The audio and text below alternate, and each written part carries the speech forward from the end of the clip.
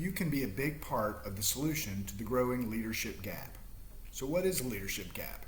So the leadership gap is actually something that's been growing for the last several years and continues to grow.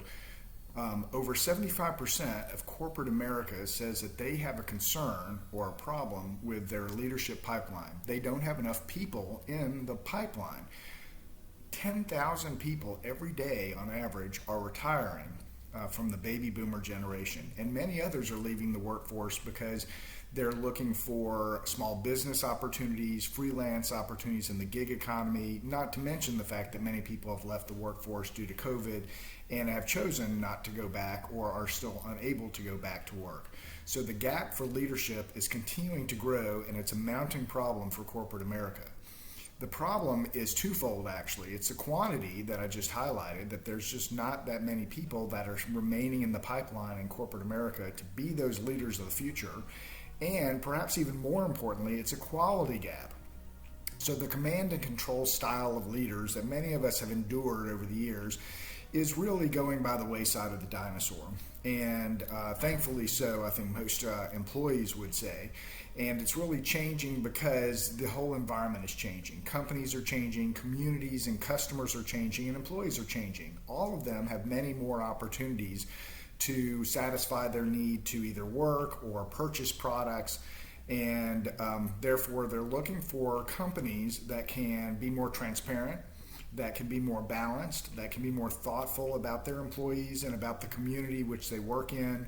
And those talents and skills are usually not found in the old command and control, where a manager comes out and barks out orders and people not out of respect or even out of alignment, but out of fear, follow those steps. But they're looking for people that have more collaborative skills, more interest in working together and understanding the needs of the employees or the customers. And those people that tend to have those kind of skills oftentimes reside in the introvert population.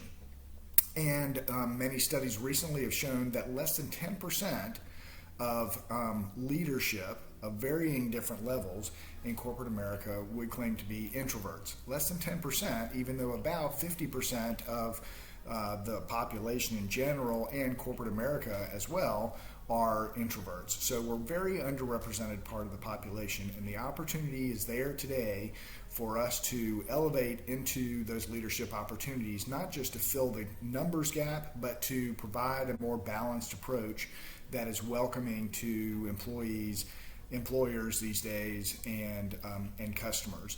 So the challenge for us as introverts is to be aware of that, help address those concerns by sharing what our strengths are, so that employers will find that these strengths now match the objectives that they have. It's been a long time coming for many introverts who feel like they've been underrepresented, underrecognized, and under the radar. But the opportunity is there today, and I would encourage each of us to understand our strengths, share our strengths, and be prepared to lead for the future. Thanks. Have a great day.